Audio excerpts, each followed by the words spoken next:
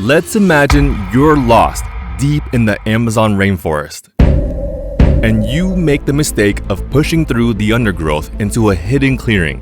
You might think all you'd see are tiny insects or a few normal-sized monkeys, but what you actually find is much more terrifying. Spiders with leg spans longer than your arm are crawling across the leaves. Snakes thicker than your thigh are slowly sliding through the branches. And even the most normal-looking insects are now just abnormally gigantic. And yes, these guys are all real, as the hot, humid, hyperproductive environment here has let evolution just go completely off the rails. This is the world of jungle gigantism, a phenomenon that most people are totally unaware of because it only happens in the richest, most competitive rainforests on Earth.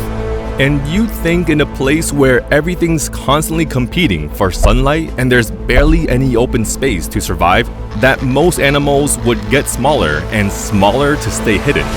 But the complete opposite happens.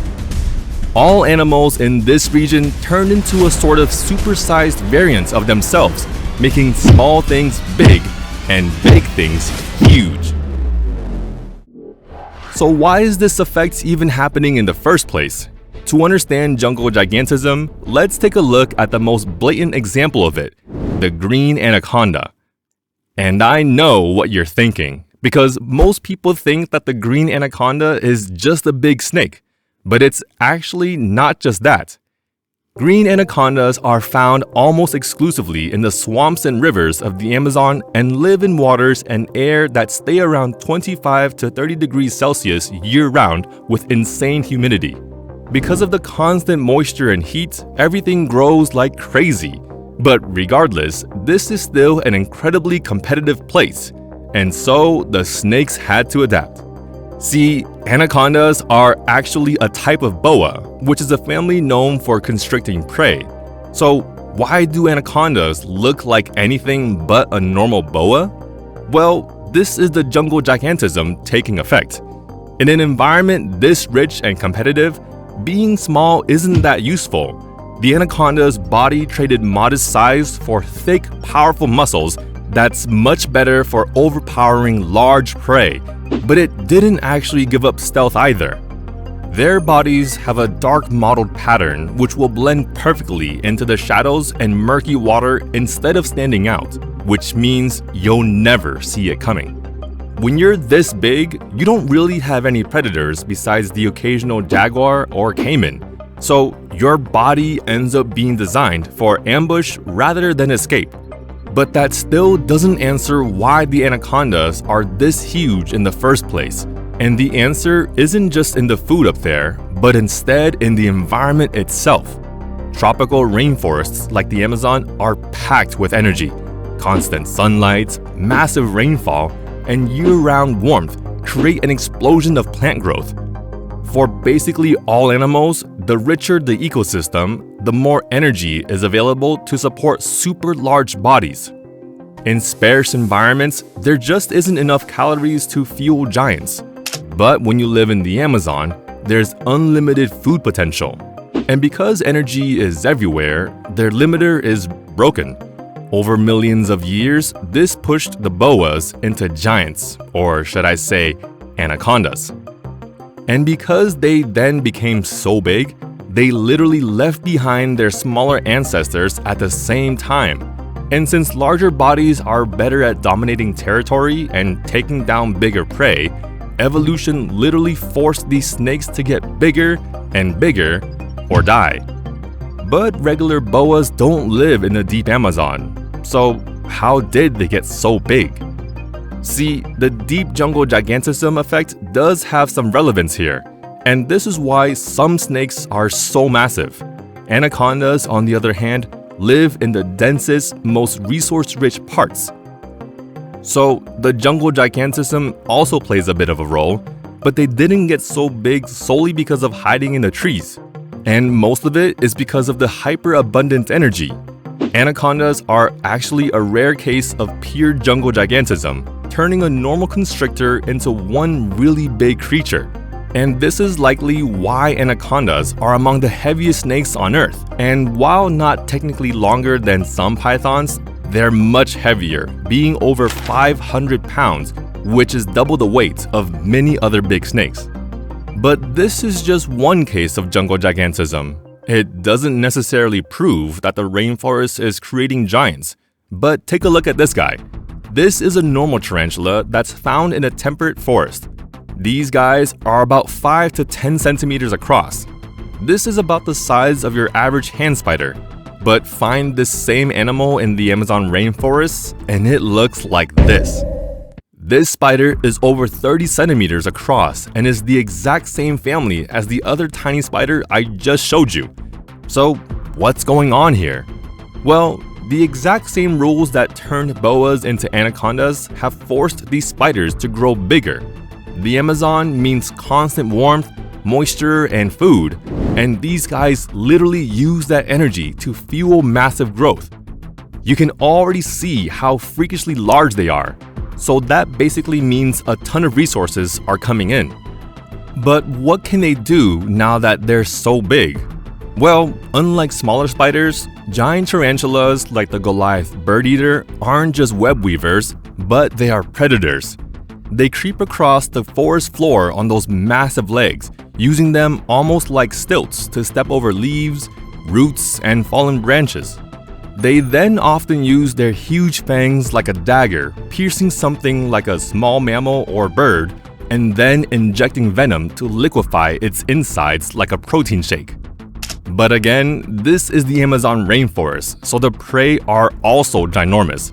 Amazon insects and arachnids are on another level of freaky because they didn't just grow larger, but also evolution literally started stacking on as much size and strength as it felt like. Most normal tarantulas are actually predators too, and will eat the insides of things like insects. But Amazon giants are so brutal, they'll literally eat rodents, bats, and even small birds as well. Whoever has the biggest fangs wins, I guess.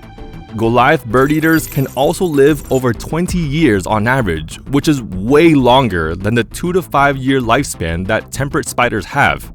And yes, this is jungle gigantism at play that forced these cute creatures to develop into gigantic freaks. Funny enough, the effect of jungle gigantism is so powerful that it's also created some of the heaviest insects on Earth, like the titan beetle. Compare this size to a normal beetle, and you can see the titan is notably larger. Of course, the blue morpho butterfly has more beauty, but this still goes to show the sheer scale of jungle gigantism, because if you compare a beetle in the same family from a cooler forest, you can see just how much smaller they are. Temperate beetles live in less productive areas, and because of that, they're never forced to become massive. So, after seeing all these oversized monsters of the jungle, you're probably wondering how abundant energy alone could allow these things to go off the rails. And while that is a large part of the reason, it's not the full answer. Because the rainforest is so consistently warm and wet, metabolism stays high and growth never has to slow down. And so much so that large bodies actually become more efficient. They can gather and store more energy per raw animal mass. On top of this, the Amazon is actually extremely competitive, which I know is weird because I just showed you a bunch of the giant monsters it has, but the resources are constant. The humidity is stable and hiding spots are everywhere. There's nothing forcing these animals to stay small and quick. They can afford to be massive, slow, and built like tanks, exactly like how the anaconda developed its strategy. But you're probably wondering, if the jungle makes things bigger, then a jaguar is a case of jungle gigantism since they're way bigger than normal cats, or, well, take the giant ground sloth. These massive beasts were the ultimate example of jungle gigantism in the Amazon's past. Some species grew up to 6 meters long and weighed over 4 tons, dwarfing anything alive today. The thing is, jungle gigantism works best for cold-blooded animals and invertebrates, which are creatures that let the environment control their body temperature and get their energy directly from the abundant food around them. For them, constant warmth and resources means faster growth, higher metabolism, and zero energy wasted on surviving scarcity. Warm-blooded animals, though, are stuck with a different problem in some ways. They have to burn energy constantly just to stay active, no matter how rich the forest gets. The bigger they get, the more calories they need, and even in the Amazon, there are limits. Every extra pound of body mass comes with a cost, so even if they're not necessarily gigantic today, why were they still so big in the past? This has to do with something called resource availability. In superproductive ecosystems, larger bodies can dominate better and take down bigger prey or reach higher leaves. That's why jaguars are way bigger than other wild cats and why giant ground sloths could evolve to such insane sizes. The extra body mass helps them process huge amounts of vegetation and dominate their territory, like having a built-in advantage. But there's a limit. Being warm-blooded means you're constantly burning energy to stay active, so getting too big becomes a massive liability in the long run. The bigger you are, the more food you need. And even in the Amazon, prime resources can shift. This is the same reason giant ground sloths eventually went extinct, but for millions of years, they ruled as true jungle titans. So, while resource richness gives you bulk for power, it never lets you go full anaconda mode the way jungle gigantism does for invertebrates and reptiles. On a much smaller scale, even insects have their colossal versions. Amazon leafcutter ants are basically the jungle's gigantism version of normal ants and have colonies that behave like superorganisms.